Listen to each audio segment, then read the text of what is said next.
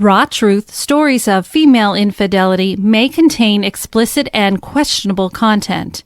The views and opinions expressed in this podcast are those of the individual podcaster Rebecca Adams and are not based on the advice of a licensed therapist, psychologist, or psychiatrist. Listener discretion is strongly advised. Human lives follow many paths, presenting twists and turns and choices never planned, never expected. Temptation, anger, depression, and loneliness all can lead a person to a mistake they can't take back. Facing judgment and isolation, a person can feel very alone. These are the voices of women who have chosen to cheat on their spouses or partners. Hear their stories. This is Raw Truth, Stories of Female Infidelity.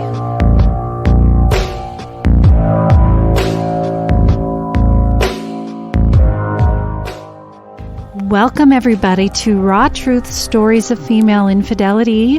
Thank you so much for listening today. I hope everybody has been doing well. As I sit here and look at the story in front of me, and the original run dates will be September 26th and then the second half on October 10th, it's just hard to believe we're getting into this late part of the year already. I mean, what happened? Wasn't 2021 supposed to be better than 2020? Has it been? I don't know. I just want a vacation. I want to go someplace fun. With regard to the podcast, I think we've had some pretty good topics lately for the Ponder episodes. If you don't typically listen to those, they're fun. They're just talking about controversial type topics, taboo things, like the one that ran on 18th, I think it is, was about why older men tend to like younger women. And in the past, we did why are women looking for younger men. You know, it's just kind of fun. And it looks like we've got revenge cheating still coming up. I've been gathering some information on that. Let's see here. I have more written down, but just not in front of me. But if you've been a military situation where your spouse was deployed and you were at home and you cheated, or if you were a deployed spouse and you cheated, you know, I don't need full-on stories. I'm just trying to gather situations that has happened because I want to talk about, okay, what happens when these people leave? And the Marine, who you know that I'm with, he was married the first when he was deployed when he was young, his first wife, and there was some suspicion that she was unfaithful, and I'm working on getting him into my studio so he can share his stories because he had been cheated on several times. But he would mention that he would see his fellow Marines who he knew were married screwing around when they were deployed and other places. So I know it happens probably more often than not. So I'm looking for little things on that and any other topics you guys want other people's opinions about and thoughts. Email them on over to me, rebecca.rawtruth@gmail.com, and we can certainly start working on gathering thoughts and opinions. On Raw Truth, Stories of Female Infidelity, I share stories of women who have been unfaithful to their spouse or partner. I provide them with a safe place to be able to explain what happened and why they chose the direction of infidelity. If you have been through this, whether it be because you were unfaithful or you were betrayed, you know that you just can't open the topic for discussion with your family and friends. It can be very lonely to process it all on your own. I know from my own experience when I was being unfaithful, the emotions that can all be too consuming. These reasons are why I chose to create this podcast. I don't condone infidelity, but it happens, and I refuse to place judgment on anyone. But I also feel it is just as important to learn what the husband or partner endures when this truth is revealed. What was it that led him to feel suspicious of her? How did he find out? How did he process all of this, and what would he do next? How could he confront her? About 5 minutes later, I'm still not sleeping, but I hear a conversation on the phone over the music. I heard Becky on the phone, but her voice was different. It had a slower, seductive sound to it, with a smile on her face. It wasn't a normal phone voice for her. At this point, I was wide awake and realizing something was going on. When I heard her say, "I'm just wearing a bra," I decided to see what the hell was going on out there. I walked out to her in the living room, lying on her back on the carpet, pillow behind her head, phone in one hand and the other hand down her pants. I was stunned. She saw me and froze. She said to the other person on the other end of the phone line, "Well, my boyfriend is up, so I'm going to let you go." And she hung up. I asked what this was all about. Who was that on the other line? She told me she was talking to her cousin. I said, "Your cousin asks you what you are wearing often?" By subscribing to Raw Truth Stories of Female Infidelity on Patreon, you will get to hear these stories from the husband or partner's point of view as they share their side of the betrayal. Has your wife or partner been unfaithful? Have you not had anybody to really talk to about it? You're not alone. Perhaps you might even want to share your side for the show to help others. Visit rawtruthstoriesofFemaleInfidelity.com and select Patreon to subscribe. Pledges start at $3 a month for the No Judgment tier. Not only do you get 2 extra stories a month, you get early access to the regular Raw Truth stories ad-free and my outtakes. When you select the I Love This Podcast tier, which is $5 a month pledge, not only will you receive everything in the No Judgment tier, you will receive a No Judgment bracelet and an acknowledgement on a future Raw Truth episode, first name only with your city and state. All right, well, let's get started on today's story from Josephine. I was born in a small city. I was an easy child for my parents. However, sometimes during elementary school, I was struggling to fit in. Despite that, I made some good friends. My childhood was easy, even though my parents were more severe than most of the parents I knew back then.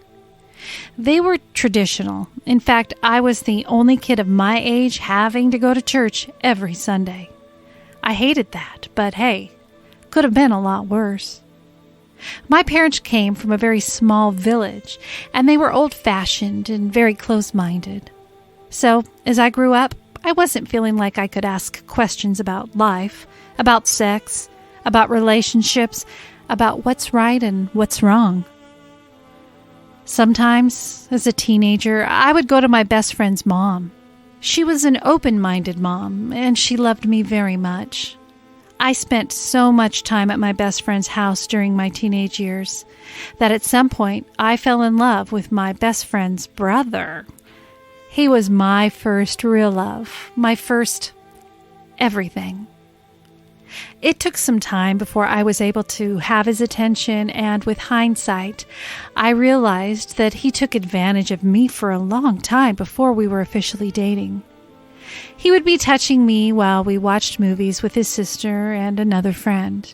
And because I was in love, I let him. I was at the end of high school when all of this was happening. Therefore, even though I had perfect results and a brilliant future in front of me, I kind of lost interest in school. I failed some exams at the end of high school just because my hormones were controlling me. Partying and getting my friend's brother, let's call him Ben, to love me were my main goals. I succeeded. Kind of.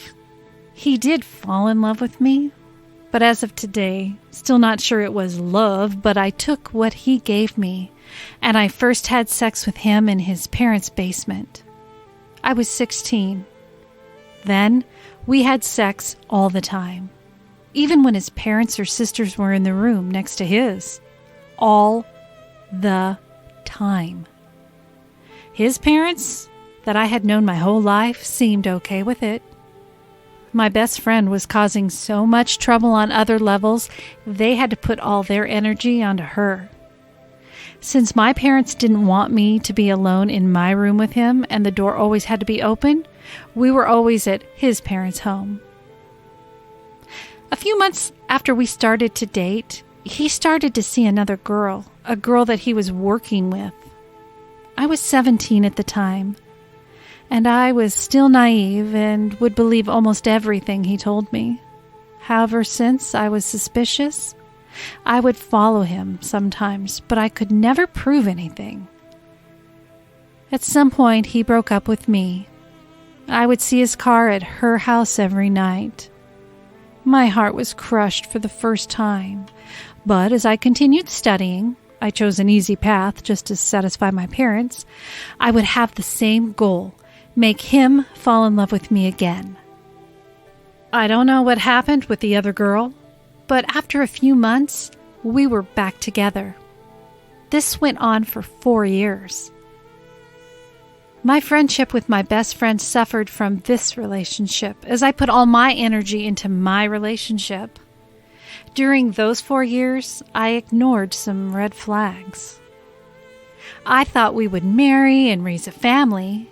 At least, he told me so. We talked about it a lot, and I was really happy to believe him.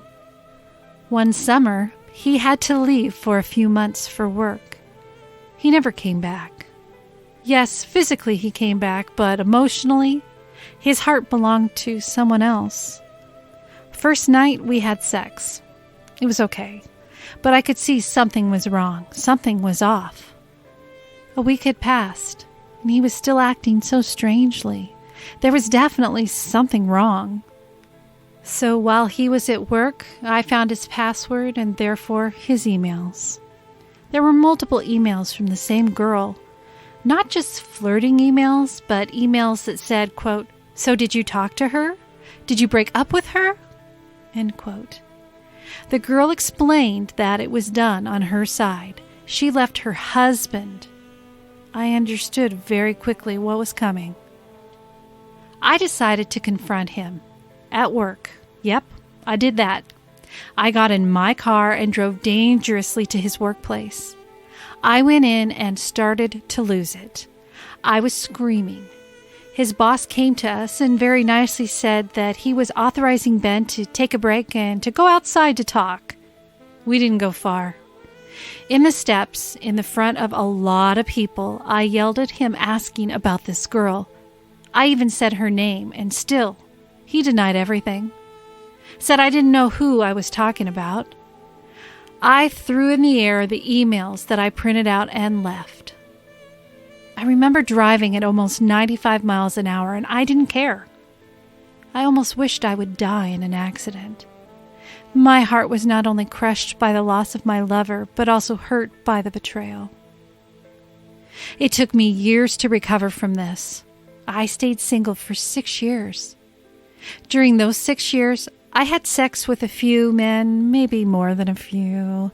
I don't remember everything as it was a troubled time for me. But what I do remember, it's that a lot of these men were married or in a relationship. There were 2 reasons for this. 1, they wouldn't get attached, which was perfect for me.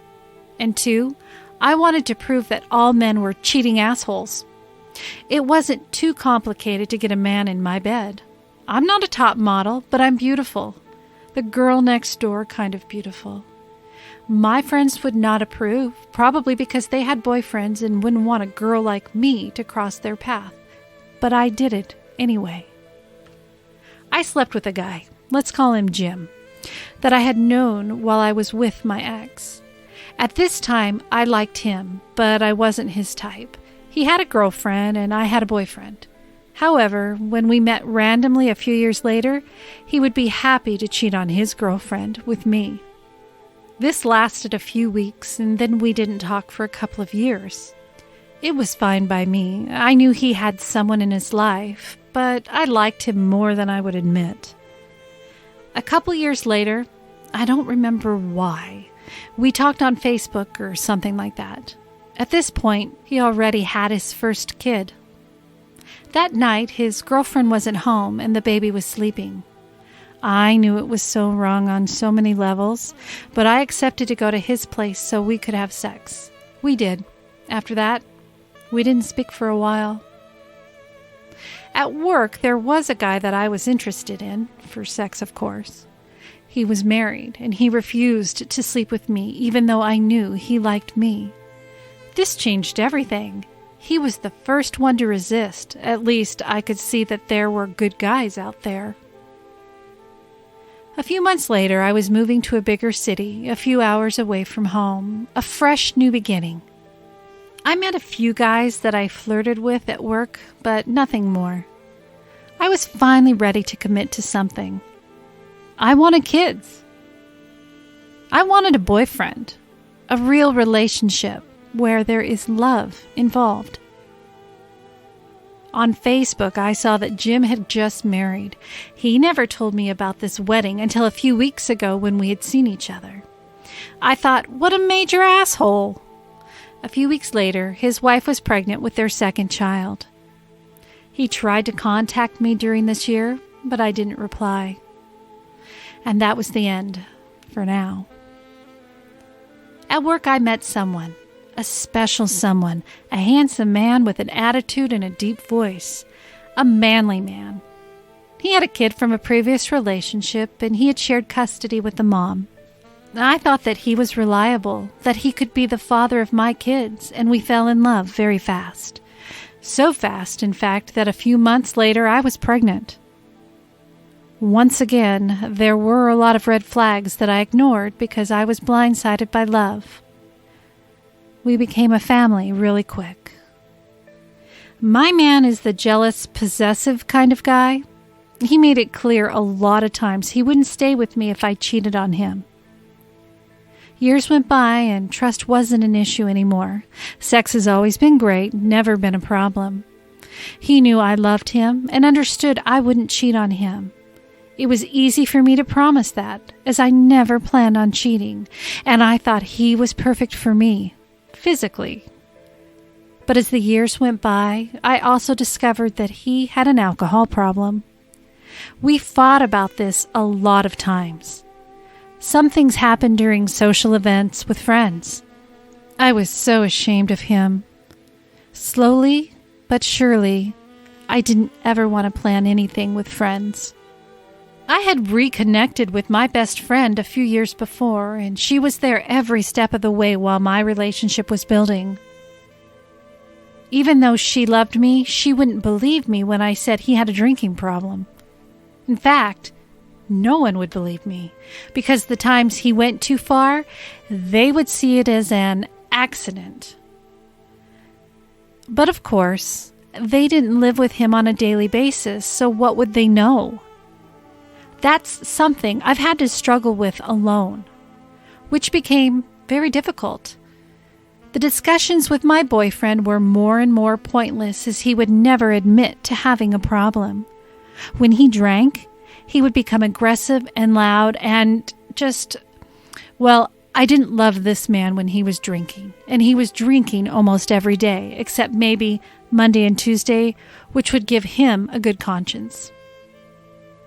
2 years ago, as I felt more alone than ever with this, I started to feel like I was missing something. I was always afraid of what the evenings would look like, at what time my boyfriend would be drunk, and I would hate him again. There was just no more fun in my life. I had some activities, saw friends, but I was always nervous to leave my daughter with him, even though he's always been so good with the kids. But I never knew if he was going to drink too much that night, and I was worried. That's also the main reason why I didn't split. To fill the void, to feel something, I started to play casinos online secretly. I played and played so much that I lost $35,000. This lasted more than a year before I was able to stop because the excitement was there and I liked the risk. To this day, absolutely nobody knows this. I have debts because of that. I struggle to pay the bills and these debts. I feel awful about this, but I understood why I did it. I felt trapped and searched for something that would make me feel happy and alive and excited. It was artificial, but I will pay the price for a lot of years to come. It will be my secret as I'm too ashamed to talk about that with my friends and family. It is my burden. And this will bring us to the end of today's episode. In 2 weeks, we will be back to complete Josephine's story. As you can tell by the end of this, she's doing everything she can to placate her need for excitement. But is that going to be enough?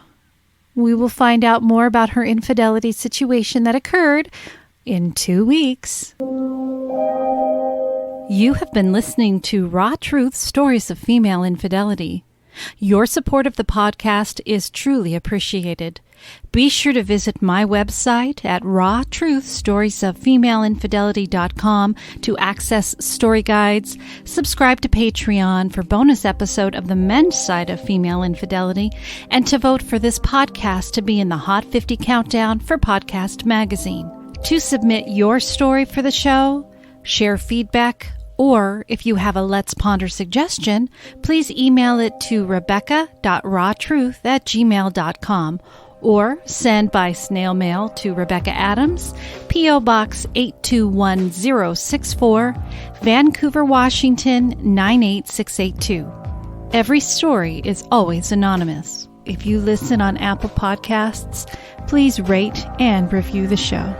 Raw Truth Stories of Female Infidelity is produced and edited by Rebecca Adams. You can follow the show on Facebook at Raw Truth Stories of Female Infidelity, on Instagram at Podcast Raw Truth, and on Twitter at Raw Female. Thank you again, and be kind to one another. Be kind to yourself, and always remember, no judgment. Goodbye.